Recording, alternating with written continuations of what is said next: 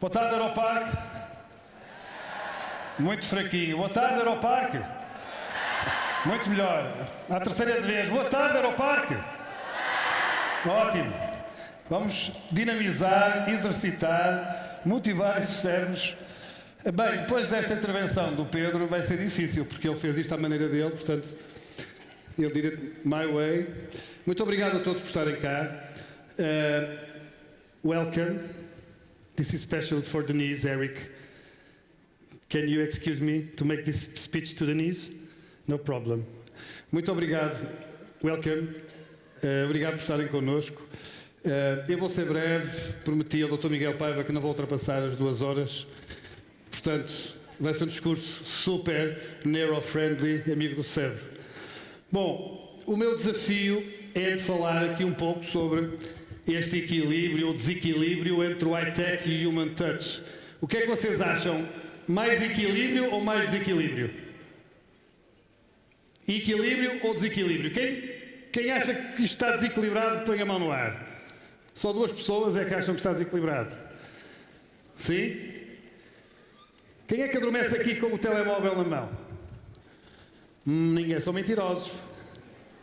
Quem é que tem filhotes que aos 2 anos se levantam e vão aos ecrãs da televisão e começam a fazer assim? Ok. E quem é que tem um amigo chamado Google? Conhecem esse amigo Google? Bom, podemos dizer que o mundo hoje está dividido no AGDG. DG is not Dolce & Gabbana. O AG, o antes de Google, e o DG, depois de Google. Então esta transformação digital chateia um bocadinho. Há bocadinho falava com o professor Quintanilha, que me confidenciava que ainda gosta de utilizar aquele aparelho menos tecnológico e que isso acaba por ser um luxo. E, na realidade, o tempo, o silêncio, o espaço que nós tínhamos nas organizações, hoje em dia é cada vez um bem e um recurso mais difícil de encontrar. Então, no fundo, o que vamos refletir, a palavra é correta de parte da Cláudia, que aliás tem sempre razão, não é? Nisto as mulheres têm sempre razão, portanto, e ela tem razão neste sentido, de refletirmos um pouco sobre esta questão, como é que a tecnologia se equilibra com as pessoas, ou como é que isto se desequilibra de alguma forma. A pressão tecnológica na área da saúde, que não é só na área da saúde, é na área do turismo, é na área do desporto, nas empresas, nas organizações, em casa. Eu falo sempre sobre o meu filhote, ou o nosso filhote, do António, que aos 2 anos queria já fazer esta passagem na televisão com os dedos, como se fosse um tablet, enfim, porque era isso que ele basicamente percebia e que funcionava. Então hoje, a Revolução Industrial, esta 4ª Revolução Industrial, tem trazido realmente uma dinâmica diferente às organizações. E a área da saúde não está fora desta dinâmica, deste novo paradigma, deste novo desafio. O objetivo é pensarmos um pouco como é que se pode equilibrar este high-tech com este human touch. Como é que as pessoas podem voltar a ser o mais importante? Elas nunca deixaram de o ser na realidade, mas eu acredito é que, porventura, ainda não estamos bem adaptados a esta dinâmica. Porventura, ainda temos algumas dificuldades. E o que é que o nosso cérebro tem a dizer sobre isso? Uma pergunta muito importante. Vocês acham, sim ou não, que toda a gente tem um cérebro? Está ali um colega a olhar para o colega do lado assim, tipo... Ok, podes dizer hoje, vamos fazer aqui uma dinâmica de grupo, a dizer, olha, tu tens um cérebro? Aquele e-mail que tu tens lá pendurado há uma semana, podes, por favor, responder? Eu sei, também às vezes dizem sem jeito de brincadeira, há um sítio, algures, onde todas estas pessoas com um cérebro pequenino se juntam, e eu não vou dizer o nome, mas vocês podem pensar, alguns levam para o futebol, outros levam para outros campos. Mas sim, todos nós temos um cérebro. E a integração, o trazer para a vida cotidiana, as neurociências, a ciência, a investigação, é no fundo aquilo que nós, organizações, nós, pessoas, nós, indivíduos, precisamos também para tomar decisões fundamentadas. Como é que a ciência nos pode ajudar? Uma pergunta muito simples. Nesta sala está quente ou está frio? Está calor ou está frio? Quem é que acha que está quente cá dentro? Alguns acham que está quente. Quem é que acha que está fresquinho ou que está frio cá dentro? Alguns acham que está frio. Então, se nós iniciarmos esta discussão, a doutora achava que está frio também, não é? Pois. Se nós iniciarmos esta discussão, eu com a doutora Sara, muito obrigado, agora dou-me aqui uma... Eric, I'm losing my memory. I forgot the name of my dear partner and friend, Sarah. Se nós começarmos esta discussão, fica um bocadinho como aquela música de James. Não sei se alguém gosta de James. Upside Down. Aquela, epá, logo levantou o braço. A determinada altura, o Tim Booth diz: My God is bigger than your God. My God is bigger than your God. So this is a discussion. Passámos o tempo a discutir qual é o melhor Deus de todos. Está quente, está frio, a Sara diz que está frio, eu digo que está quente. Então as ciências, as neurociências, trazem-nos este lado exato, concreto, fundamentado, que nos diz que na sala estão 22 graus. E a partir daqui eu posso construir, em termos de comportamento e de percepção, o que eu quiser, mas eu sei que estão 22 graus na sala. Claro que interpretamos isto de forma diferente. E este é também o grande objetivo desta celebração dos fantásticos 20 anos do hospital, que é trazer as neurociências, trazer a ciência, trazer o rigor para a discussão, para a tomada de decisão, para a humanização das organizações. E sabermos que podemos tê-lo, ou tê-la neste caso, a ciência, a apoiar-nos nesse caminho. Já agora, está quente ou está frio? Depois do almoço estavam todos com calor, que eu reparei. O que é que eu vos vou, então, perguntar, no fundo, quais são os desafios atuais? Já falámos sobre eles. Velocidade, complexidade, mundo global, tecnologia, digital. Estamos permanentemente conectados. Estamos permanentemente colados a um ecrã. Há tempos no meu médico de família, que é uma pessoa amorosa, querida, tive uma consulta surreal, porque o computador encravou e ele nem conseguiu olhar para mim. Estava nervoso, coitado, porque tinha que introduzir dados. E eu, sinceramente, e até porque sou destas áreas, saí a pensar nisto, porque eu conheço e sei o quão bom ele é a escutar e a falar comigo, mas ele não conseguiu fazer isso. Então, de repente, eu dei por mim a pensar, dei por mim a refletir, que aquilo que nós estamos a criar, em vez de nos ajudar, se calhar está a ser aqui um grande encravanço. Encravanço, Eric, em português, se tivesse aqui o Herman José, diria que era encravation. Está certo, Europark, é? Ok. São esses encravations que nos chateiam no dia-a-dia, porque deviam estar a ajudar-nos. Nós temos filhos, temos pais, avós, família, primos, enfim, temos amigos, temos muito em comum e, de repente, há algo que aparece nesta última, diria, nesta revolução industrial, nesta era digital, que deveria nos estar a ajudar. E então, como é que nós vamos lidar com isto? What's next? What's the future? O que é que vai acontecer?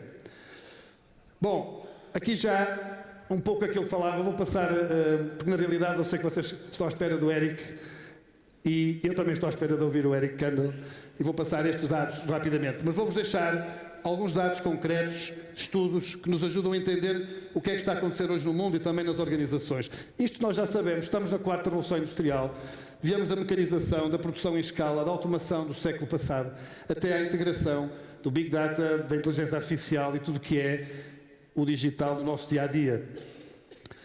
Na área da saúde não é exceção. Falava há tempos com a doutora Margarida Ornelas, ela dizia-me que existem quantas apps? Mais de 100 mil apps na área da saúde. E outras que já se devem estar a criar neste momento. Até porque neste momento nós estamos em direto para o mundo, não sei se sabem. From Santa Maria da Feira to New York. Directly. Eles estão-nos a filmar, não sei se vieram cá ou não, mas acho que valia a pena assistir ao que vai acontecer de seguida. Mas na realidade, estando na feira, estando em Aroca, que é a minha terra, estando em Nova Iorque, nós sentimos esta dinâmica digital. Ela está em todo o mundo. Portanto, de acordo com um estudo feito pela CB Insights, cerca de 86% dos fornecedores da área da saúde já utilizam inteligência artificial na tecnologia e naquilo que é a sua oferta para os utentes. Num estudo publicado pelo World Economic Forum, onde se perguntava aos millennials o que era importante para eles, e aqui vamos começar a juntar o high-tech com o human touch, diziam que, em primeiro lugar, naturalmente, o salário, 54%. Ok, é importante, precisamos todos desse dinheirinho ao final do mês. A seguir, como é que eu posso avançar na carreira? Como é que eu posso evoluir? E para terminar, neste caso, em terceiro lugar, e vou ficar por aqui, além do trabalho life-work balance, que é importante, do equilíbrio, em terceiro lugar aparecia o sentido de propósito. E neste momento vocês devem estar a perguntar o que é que isto tem tudo a ver? Estamos a falar de tecnologia, agora estamos a falar de millennials, estamos a falar de pessoas. De acordo com este estudo, 37% dos millennials procuram um sentido de propósito. E de acordo com o LinkedIn, um dos seus estudos concluiu que 74% dos jovens millennials procuram de saber se o seu trabalho realmente importa na organização para onde forem contratados. Chegados aqui, nós ficamos um bocadinho, enfim, na dúvida. Podemos questionar se, por um lado, nós temos soluções, temos tecnologia, temos rapidez, temos global, temos facilidade, temos o clique. Por outro lado, nós, os mais jovens e os que já estão também nas organizações, aqueles que já têm uma carreira e que se estão a adaptar a esta dinâmica digital, sentem necessidade de algo mais. Sentem necessidade daquilo que é, no fundo, a grande conclusão que vos quero trazer, de ter aqui um equilíbrio sobre o high-tech e o human touch. E como é que as neurociências nos podem ajudar? There is a brain revolution right now. Está a acontecer esta revolução porque nós começamos a entender, enquanto seres humanos, que ter sucesso na vida não é necessariamente obrigatório, ter sucesso não é necessariamente obrigatório ser-se feliz. E se por um lado a tecnologia nos ajuda, se por um lado cada vez nós temos mais coisas, eu creio que nós hoje estamos muito mais conscientes sobre as causas. Nós quisemos as coisas e quando temos as coisas percebemos que nos faltam as causas. E o estudo das neurociências ajuda-nos a entender como é que as causas são importantes na humanização das organizações. Como é que as causas são importantes na liderança das equipas. Claro que eu não vou falar de futebol porque ontem ganhamos 3-0. Muito obrigado. Este é arriscado porque eu não sei as preferências, portanto. Mas esse sentido e esse propósito é algo que o cérebro gosta. Então, a revolução, ou esta reflexão sobre a revolução da Brain Revolution, leva-nos para dentro do cérebro e a perceber, a tentar entender como é que nós todos podemos acompanhar uma dinâmica mais veloz, entendendo o funcionamento neuronal. Então há um senhor que é Simon Sinek, que nos trouxe o Golden Circle. O Golden Circle, basicamente, apoia-se em três grandes áreas, em três grandes questões. Além de Simon Sinek, para aqueles que gostam de neurociência, aconselho-os a visitar a ANA International, que foi um parceiro e é um parceiro extraordinário que nos ajudou nesta conferência, para quem eu peço uma salva de palmas para a Nieves. Espera estar aqui hoje connosco, e para a Ana, uma salva de palmas para a Nieves. Como é que está a Nieves? Em espanhol, uma salva de palmas. É assim? Bien. Temos sempre a mania de meter um i no meio e depois, quando nos perguntam, falas inglês? Falamos. Espanhol também falamos. Francês. Oui, merci beaucoup. C'est bien. Já agora faz bem ao cérebro falar línguas. Estimula, ajuda e ajuda também a prevenir, como nos vai falar Eric Kandel, o envelhecimento do cérebro. Bom, então para dizer o quê? Este senhor, Simon Sinek, criou um modelo muito simples, onde ele, ao dividir e ao entender o funcionamento do cérebro, ao entender como é estruturado o cérebro, ele ligou o Golden Circle à estrutura cerebral. Então, se nós pensarmos no cérebro e se fizermos um corte longitudinal nesta zona, nós conseguimos ver, numa perspectiva de cima para baixo, duas grandes zonas, duas grandes áreas. O neocórtex e a zona límbica. E aqui Simon Sinek ligou esta zona do why and how à zona límbica do cérebro. E a zona do what ao neocórtex, que é aquela zona mais racional e que é responsável por tudo aquilo que é o pensamento mais estruturado. Portanto, o neocórtex ajuda-nos a perceber, a racionalizar, a ter um pensamento mais analítico, ajuda-nos na linguagem. A zona límbica é sobretudo responsável por os sentimentos, é responsável, por exemplo, pela geração de confiança com outros seres humanos, é responsável pelo comportamento humano, a capacidade de decisão. Acontece que toda a linguagem é processada noutra zona que não a zona límbica, e neste caso no neocórtex. Esta explicação muito simples é só para vos dizer que, na realidade, com este método de Simon Sinek, o que ele nos quer dizer é que quando nós, nas organizações, quando nós queremos humanizar neste mundo tão high-tech, quando nós queremos pedir a alguém que possa cumprir uma tarefa, por exemplo, alguém da nossa equipa, quando nós queremos comunicar com algum colega, muitas das vezes, porque estamos pressionados, porque temos pouco tempo, porque na realidade toda essa tecnologia nos impõe uma dinâmica bastante forte, muitas das vezes nós focamos no what, naquilo que nós queremos que a pessoa faça. Um exemplo. Vamos imaginar que eu era o responsável da equipa de limpeza deste auditório. Qual seria o what? O que é que eu iria dizer à minha equipa baseado na tarefa que eles tinham para fazer? Eu lhes ia pedir para limparem o auditório e para o fazerem de uma forma profissional que cria o auditório bem limpo. Isso é o que eles têm que fazer.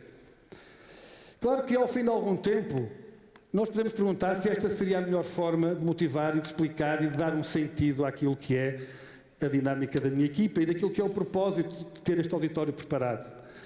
Nem todos entenderam, mas eu vou continuar a insistir e às vezes até, enquanto chefe, posso berrar um bocadinho para que seja mais fácil. Então eu vou insistir naquilo que eles têm que fazer.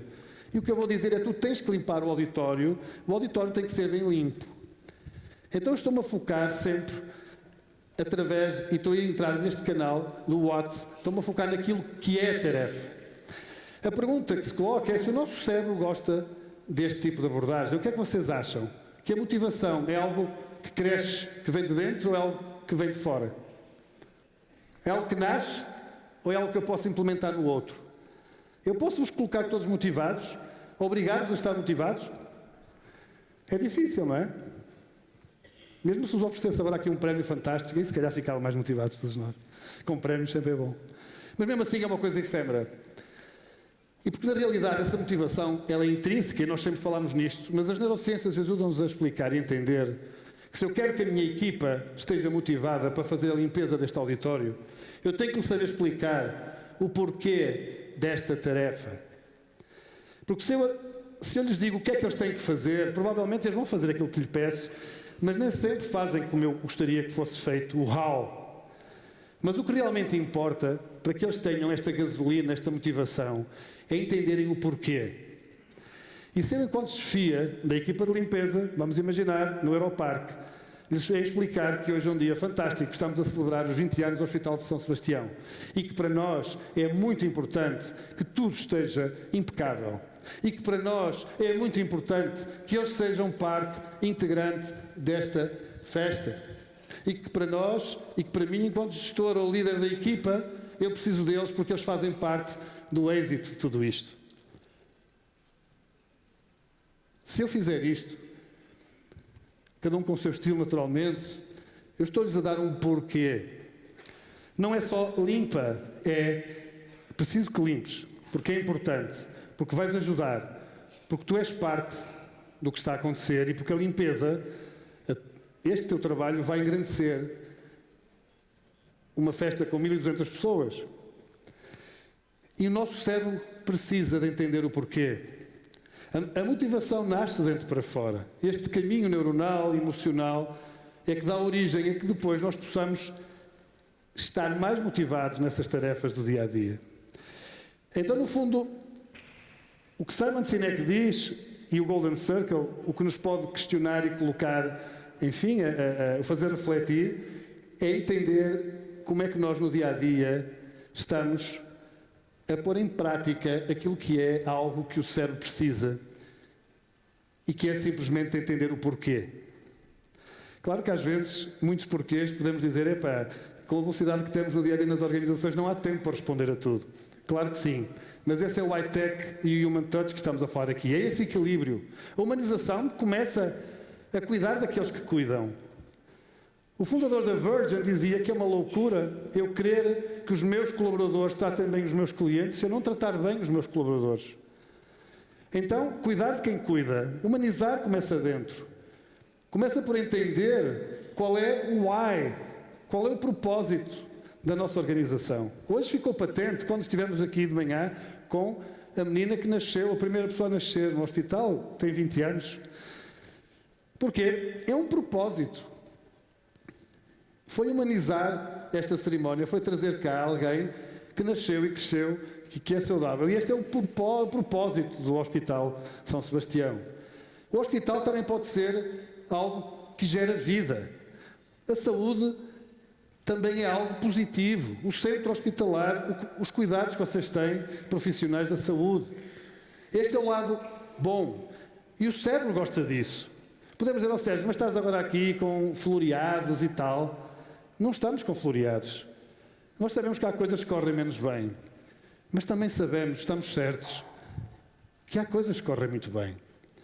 E quando o cérebro entende, quando nós entendemos, seres humanos, vamos falar assim, do propósito das coisas, fica mais fácil e sentimos mais motivados para dormir menos horas, para trabalhar mais, para ajudar o colega. Às vezes podemos achar, eu não gosto muito deste colega porque ele é de outra equipa, ou é de outro conselho, ou é... ok, mas há uma causa comum.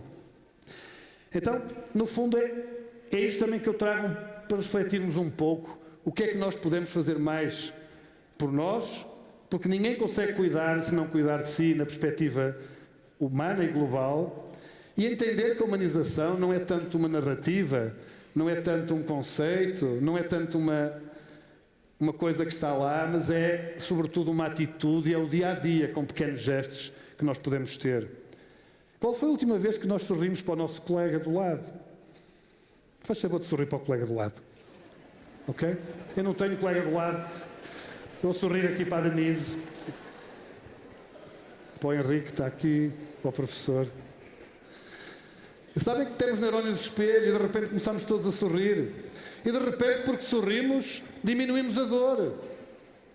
Em África, em algumas aldeias, quando alguém está muito doente, agora já mudou, com certeza, mas o hábito era que toda a aldeia se reunisse à volta dessa pessoa que estava doente.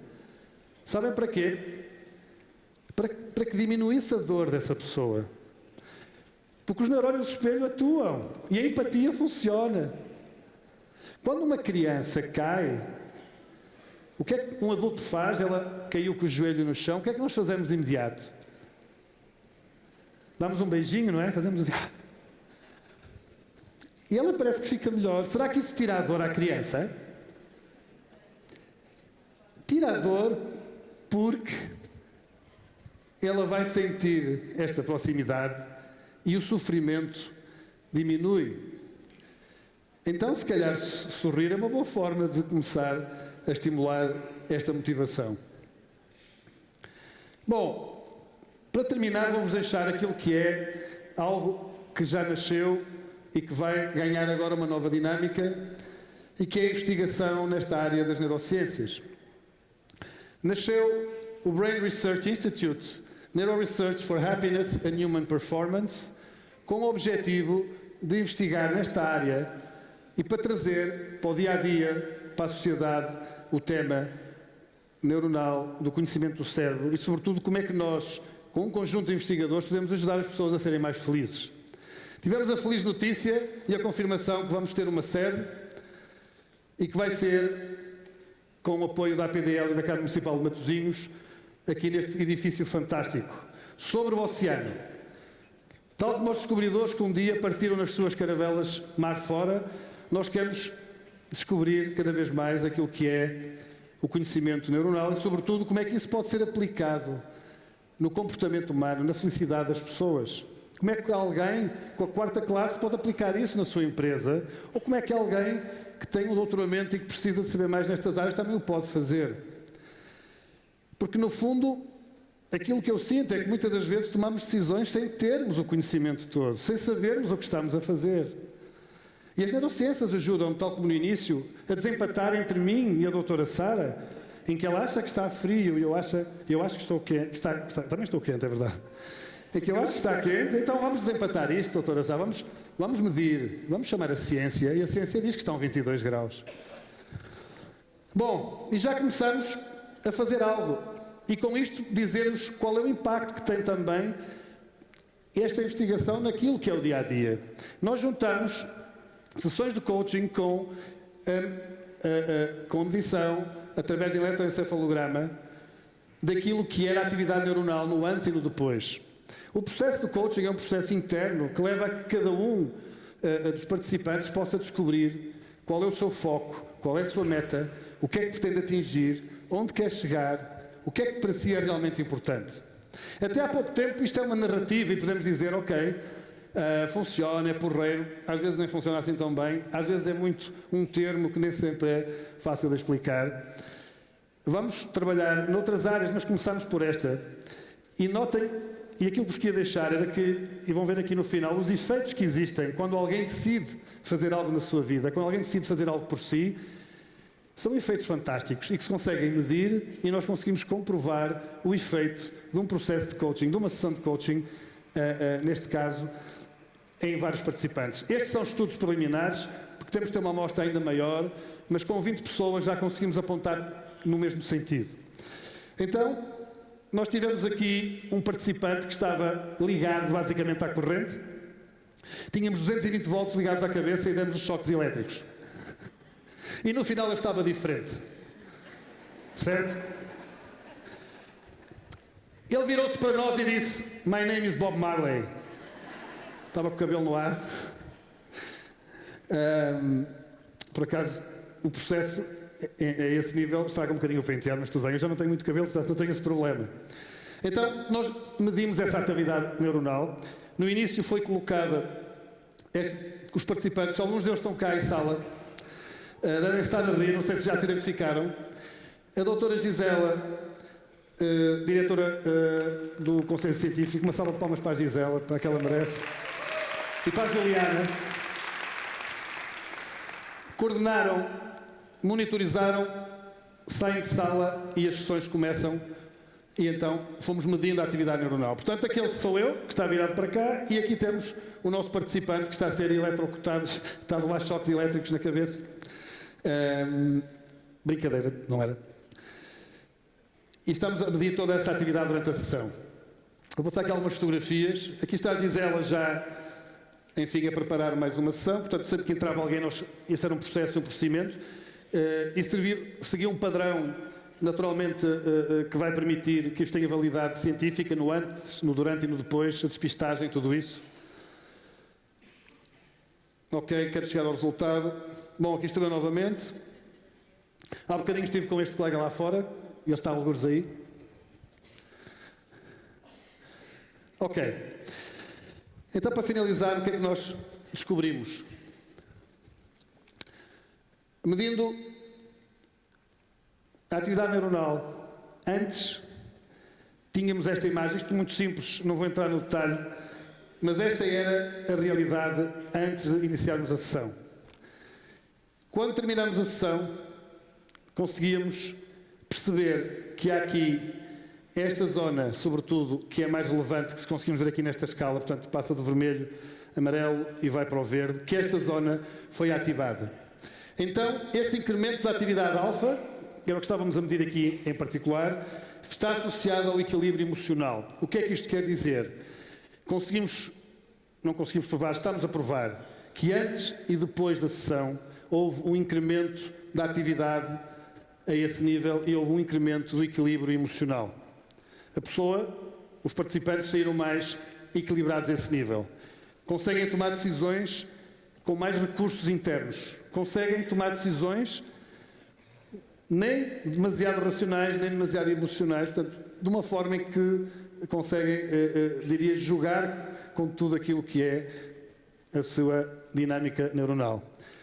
Para terminar, também dizer que, quando medimos aqui um indicador que é o beta 2, nas regiões pré-frontais do cérebro, que estão associadas ao planeamento, houve claramente também uma alteração. O que é que isto quer dizer, traduzindo por miúdos, e para resumir, as conclusões que nós chegamos, é que, com o processo do coaching, ele introduziu alteração na atividade bioelétrica cerebral. Portanto, isso ficou comprovado. O que é que isso quer dizer, essa atividade? Na realidade, identificamos a ativação na região do cérebro responsável pela tomada de decisão. O participante, antes e depois da sessão, ativou as zonas do cérebro que são responsáveis pela tomada de decisão. Quer isto dizer que ele chegou com um problema, com uma dificuldade, e que no final saiu com um objetivo de colocar em prática, de fazer acontecer, de agir, de tomar a decisão de algo. Ativou-se também uma região cerebral responsável pelo planeamento. Porque às vezes tentamos planear sem termos vontade de o fazer. Isso não acontece de uma forma, enfim, natural, espontânea. Quando invertemos a situação, ou seja, quando tenho uma motivação, quando não tenho uma vontade, então planear fica mais fácil. E no final conseguiu-se comprovar que havia essa ativação da zona do cérebro responsável pelo planeamento. E houve também um incremento do equilíbrio emocional. Bom, com isto, qual é o meu objetivo, no fundo, partilhar convosco estes dados? Dizer que a ciência nos pode ajudar a quantificar, a poder, no fundo, trazer para o mundo do comportamento, das organizações, da humanização, decisões mais certas, decisões mais corretas, decisões baseadas em ciência, decisões naturalmente mais credíveis. Como posso humanizar? Eu deixaria aqui 2 slides para terminar, naquilo que é a nossa dinâmica nas organizações e sobretudo nos hospitais e na saúde. Por um lado, a importância da visão. Tal como naquele processo que vimos há bocadinho de coaching, em que nós medimos o que acontecia antes e depois, quando alguém tem uma visão, um objetivo, quando alguém quer chegar a algo, quando alguém entende qual o caminho a seguir, todo esse equilíbrio emocional, toda essa zona mais límbica que faz atuar, esse porquê que eu falava há bocadinho do Golden Circle, ajuda-nos efetivamente a entender melhor o caminho e a querer seguir esse caminho. Portanto, é fundamental que todos nós saibamos para onde vamos, para onde queremos ir e que possamos passar isso às nossas equipas.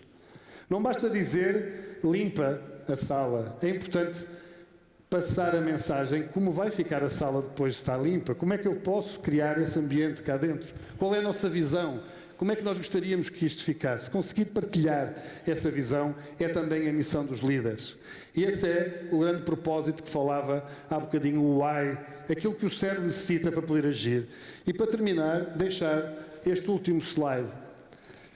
A questão do propósito e do sentido. Humanizar é dar propósito. Humanizar é ter um sentido para aquilo que fazemos.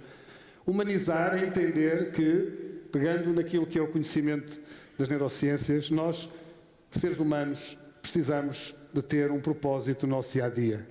Aquele aluno que estuda para passar no exame provavelmente vai ter alguma dificuldade em manter uma motivação constante. Mas aquele aluno que estuda porque tem o propósito de ser médico e quer salvar vidas e quer fazer diferença na vida das pessoas, não está focado na tarefa, não está focado no what que eu falava há bocadinho, mas está focado no why. E é esse propósito que eu sei que nós temos aqui hoje em sala, é este propósito que eu sei que vocês, profissionais de saúde, têm no dia-a-dia. E queria deixar-vos aqui este pedido final, que é: nunca se esqueçam qual é efetivamente o grande propósito daqueles que estão na área da saúde, que é de tornar este mundo ainda melhor, em condições que nem sempre são as melhores, mas que nós sabemos, estamos certos, temos a certeza que, havendo essa vontade, esse propósito, a humanização estará garantida naquilo que é o sistema de saúde português. Muito obrigado por humanizarem este bocadinho e até breve. Obrigado.